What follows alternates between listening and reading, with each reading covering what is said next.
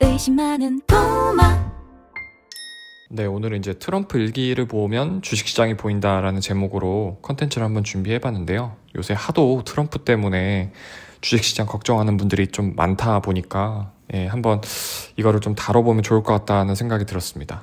이게 이제 다우존스 지수라고 미국의 뭐 산업재라던가 여러 가지 대표적인 그런 산업들을 모아놓은 그런 이제 인덱스 펀드거든요. 그래서 이제 미국의 경제를 상징하는 지수라고 봐도 무방합니다. 근데 이거를 그냥 우리가 시간대별로 보는 게 아니라 이렇게 40년의 기간을 클린턴 대통령, 조지 부시 대통령, 오바마 대통령, 트럼프 1기, 그리고 바이든 이런 식으로 좀 나눠서 살펴보려고 해요. 근데 이렇게 보면은 그냥 미국 주식이 쭉 우상향한 것으로만 보이는데 이게 이제 각 대통령 임기별로 살펴볼 수 있는 프로그램이 있거든요. 그래서 제가 그거를 좀 활용해서 5 대통령 임기 동안의 주식시장 추이를 좀 살펴봤습니다. 네, 먼저 이제 클린턴 대통령이고요. 이제 90년대에 집권한 미국 대통령인데 굉장히 경제가 호황이었죠. 근데 반면에 조지 부시 대통령은 계속 좀 안 좋았고요. 특히 이제 마지막에 이렇게 글로벌 금융위기가 오면서 많이 안 좋았고, 오바마 대통령은 한 중간 정도, 그래도 나쁘지 않은 성적표였습니다. 경제 면에서는. 그리고 지금 보는 게 도널드 트럼프 1기 때, 지금 보면은 반짝반짝이는 게 1기 때인데 뭐 그냥 저냥. 근데 이제 중간에 푹 꺼지는 지점이 하나 있죠. 그리고 이제 바이든 같은 경우는 중간에 하락기도 있지만 그래도 역시 바이든도 나쁘지 않은 성적표를 거뒀습니다. 트럼프랑 바이든만 이렇게 비교해보면요, 아까 그 5 대통령 비교했을 때보다 좀 더 세부적으로 살펴볼 수 있는데 특징 하나는 변동폭이 되게 심했어요.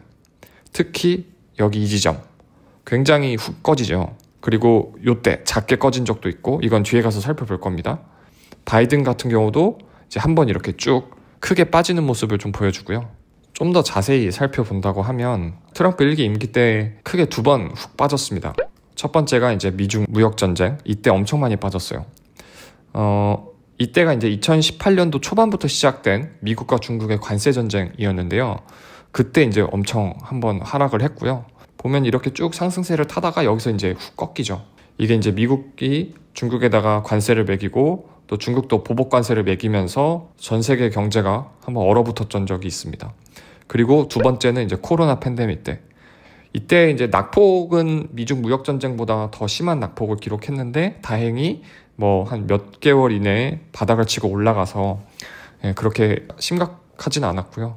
미중 무역 전쟁을 이제 자세히 그때 기억을 더듬어 보면 일단 트럼프 행정부가 중국에 대해서 관세를 되게 많이 때렸죠. 그래서 이제 중국산 제품 25% 관세 부과, 그리고 뭐 2천억 달러 규모 제품에 10% 부과, 그리고 이것도 25% 올렸고, 그에 맞서서 중국도 25%, 또 5에서 10% 이런 식으로 올렸고요. 또 이것도 이제 더 심각해졌을 때는 미국산 제품 대부분에 대해서 25%를 인상을 했고요, 관세를. 그러다가 이제 2020년에 이거 안 되겠다 싶어서 양국이 둘 다 이제 합의를 서로 한 거죠.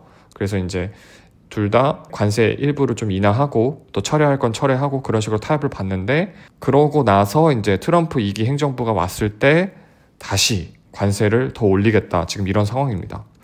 그때 진짜 상황이 심각했어요.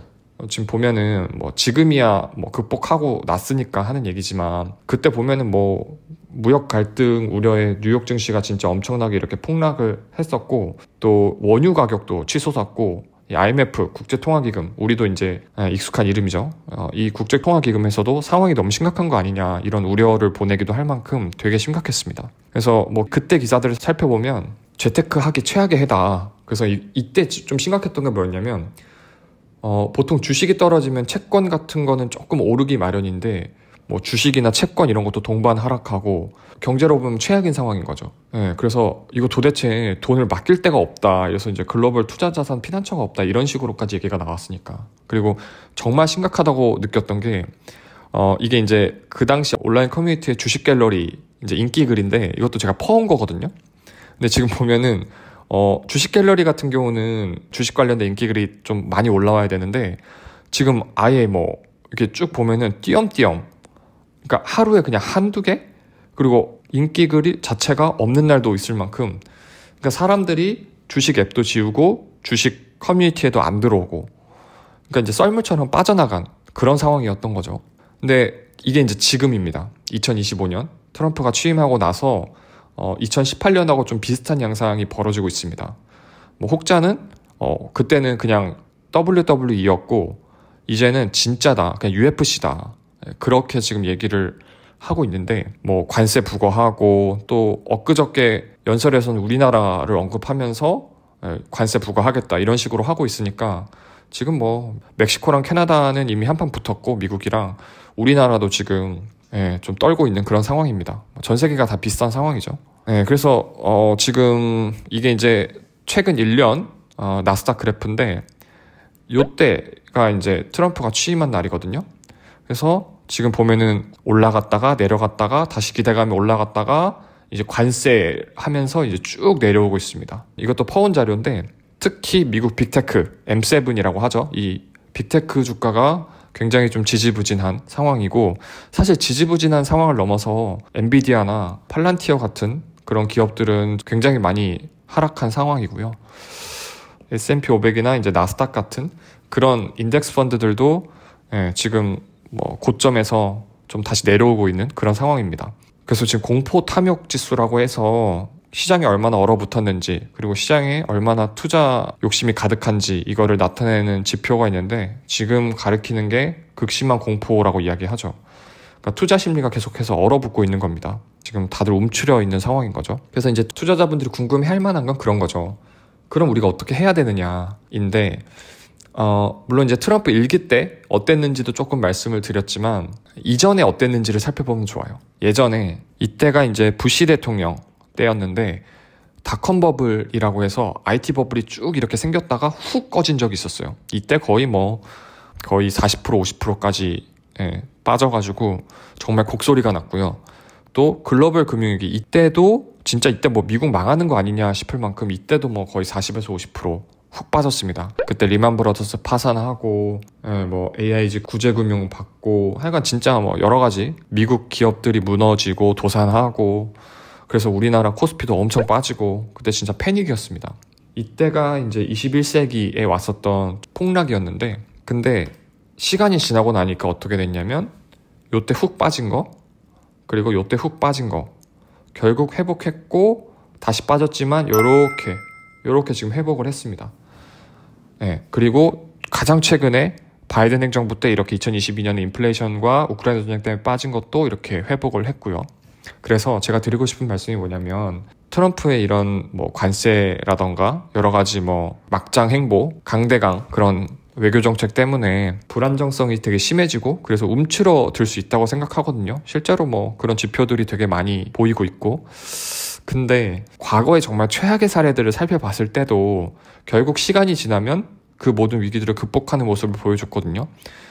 이런 점을 감안하면 이번에도 너무 공포에 휩싸일 필요는 없다, 그렇게 생각을 합니다. 그래서 이건 제가 실제로 계산을 해본 건데요.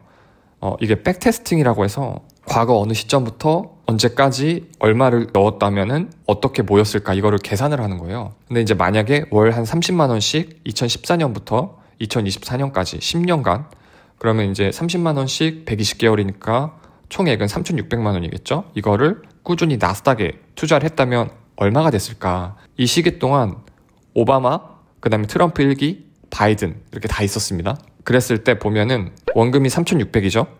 근데 모이는 돈이 얼마냐? 1억 400만 원입니다. 1억 400. 이 진짜 거의 뭐 원금의 3배 가까이 된 거죠. 물론 지난 10년, 15년이 미국이 좀 더 잘 나가는 시기였던 건 맞아요. 하지만 그걸 감안하더라도 이 사이에 위기가 없었던 게 아니거든요. 뭐 오바마 초반에 뭐 유럽발 위기도 있었고요. 그다음에 트럼프 행정부 때 아까 보여드렸던 미중 간의 무역 분쟁, 그다음에 코로나 사태도 있었고요. 그다음에 우크라이나 전쟁, 인플레이션 이런 여러 가지 사태들도 있었지만 적립식으로 이렇게 꾸준히 매수했을 때 이 모든 거를 이겨내고 이 정도 수익이 났거든요. 이런 점을 좀 참고한다면 저는 너무 공포에 휩싸이기보다는 미국 시장 전체를 믿고 또 우량주 기업의 튼튼한 펀더멘털을 믿고 그냥 꾸준히 적립식으로 투자하는 게 정답이 아닐까 생각합니다. 그래서 이제 그 말을 되게 잘 요약한 문구가 있는데 제가 진짜 좋아하는 말이거든요. 이게 뭐냐면 time in the market. 그러니까 내가 시장에 머물러 있는 시간이, 그러니까 내가 시장 타이밍을 잡아서 막 사고 팔고 이런 타이밍 더 마켓을 이긴다. 그러니까 시장에 머물러 있는 사람이 주식시장 타이밍을 재면서 사고 팔고 이러는 사람보다 수익률이 훨씬 높다는 거죠. 그래서 중요한 거는 아무리 위기가 오더라도 무섭고 공포스럽더라도 그냥 시장에 오래 머물러 있어라 라는 겁니다. 그게 저는 개인이 할 수 있는 가장 효과적인 방법 아닐까 그런 생각이 듭니다. 오늘도 이렇게 또 시청해주셔서 감사하고, 저는 또 연금과 투자를 담당하고 있으니까 혹시 이제 이런 내용 중에 궁금하신 부분이 있으시거나, 또 혹시 목회자분들이나 신학생, 평신도분들 중에 또 연금이나 투자를 통해서 노후 대비를 좀 하고 싶은 분들이 있으면 언제든 편하게 연락 주시면 제가 꼼꼼히 또 말씀드리도록 하겠습니다. 감사합니다. 의심 많은 토마